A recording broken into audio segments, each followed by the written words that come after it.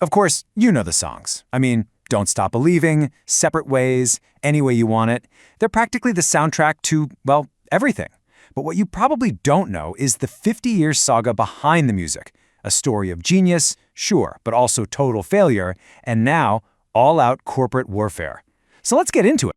Yeah, seriously, that's exactly what happened. Before they were filling stadiums, Journey was this experiment. A band that, music critics thought were geniuses, but actual audiences, they just weren't buying it. So their story isn't some overnight success. No way. It's all about one strategic pivot after another. All right, let's rewind all the way to the beginning.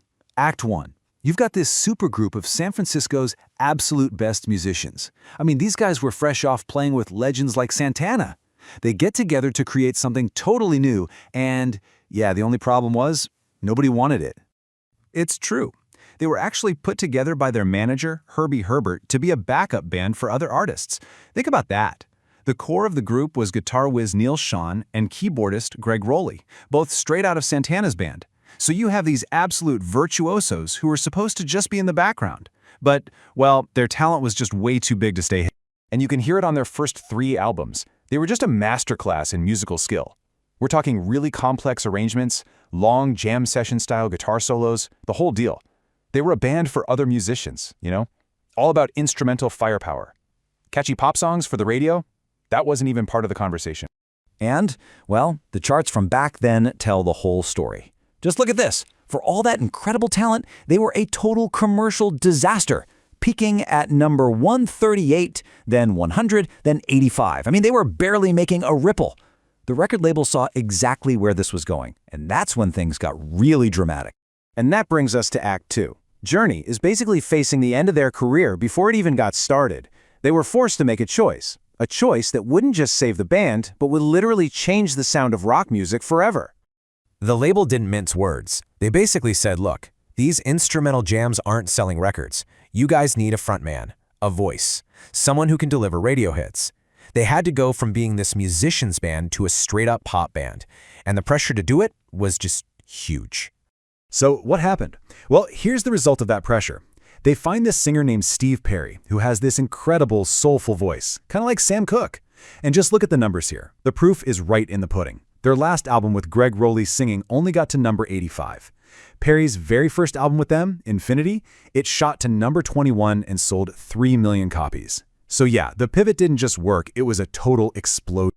Okay, so now they've cracked the code. They have the formula for success. This next part of the story isn't about just surviving anymore. Nope, it's about taking that winning formula and perfecting it, turning it into the absolute stadium rocking machine we all know.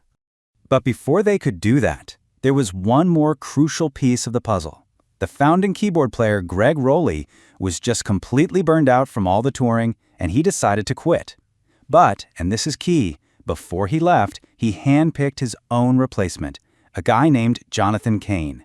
And that move, it turned out to be just as important as hiring Steve Perry.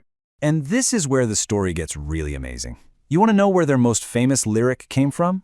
It wasn't cooked up in some fancy recording studio. Jonathan Cain was just a struggling musician in LA, ready to pack it all in and go home. He's on the phone with his dad, who tells him, "Don't stop believing."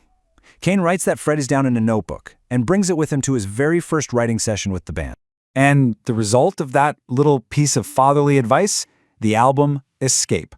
The one with Open Arms, Who's Crying Now, and of course, Don't Stop Believing. It went straight to number 1 and eventually sold, get this, 18 million copies. 18 times platinum. They hadn't just found their sound at this point. They had completely taken over the world. But you know how these stories go, right? That level of success, it just creates a whole new set of problems. The unity that built this empire started to crumble. And what followed was a pretty dramatic breakup, a really long break, and a reunion that, well, ended tragically. So let's walk through what happened.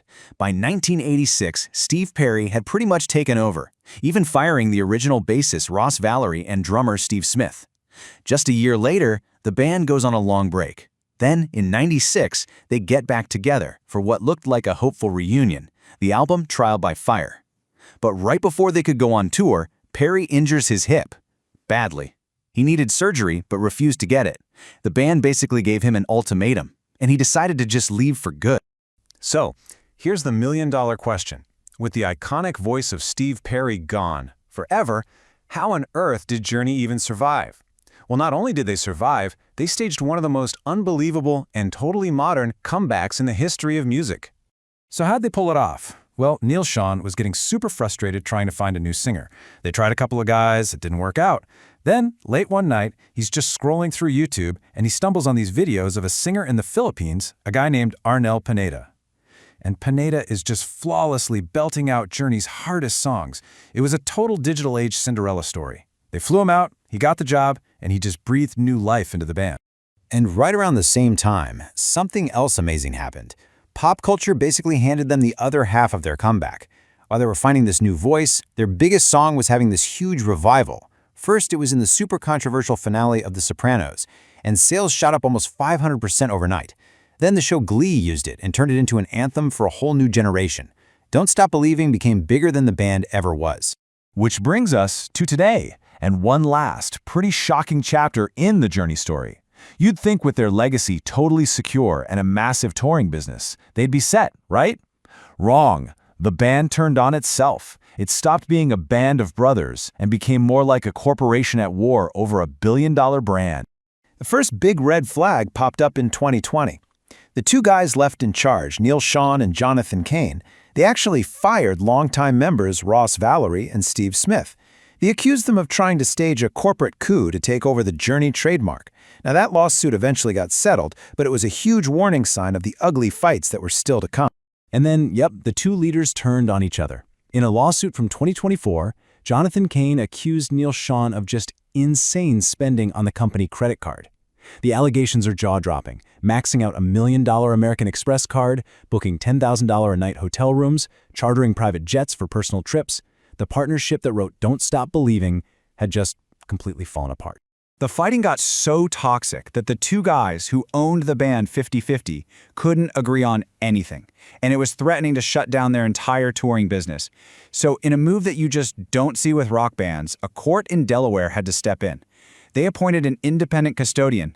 Think of it like a corporate referee, just to be a tiebreaker and keep the whole operation from collapsing. And all that dysfunction brings us to the end of the line. Somehow, despite all the lawsuits, the band is heading out on a huge farewell tour in 2026. They're calling it The Final Frontier. It really is the end of a 50-year story that's been just as much about corporate drama and personal fights as it has been about amazing music. And that's really the question we're left with, isn't it? After all the different members, all the reinventions, all the lawsuits, what even is Journey today? Are they still a band? Or are they just a really well-managed corporate brand? Or maybe they're just the battleground where a legendary legacy is being fought over. And that's the story of Journey for you. It's a journey, all right, from a failed jazz experiment to a global institution. And it leaves you wondering if, in the end, even the biggest bands become something else entirely.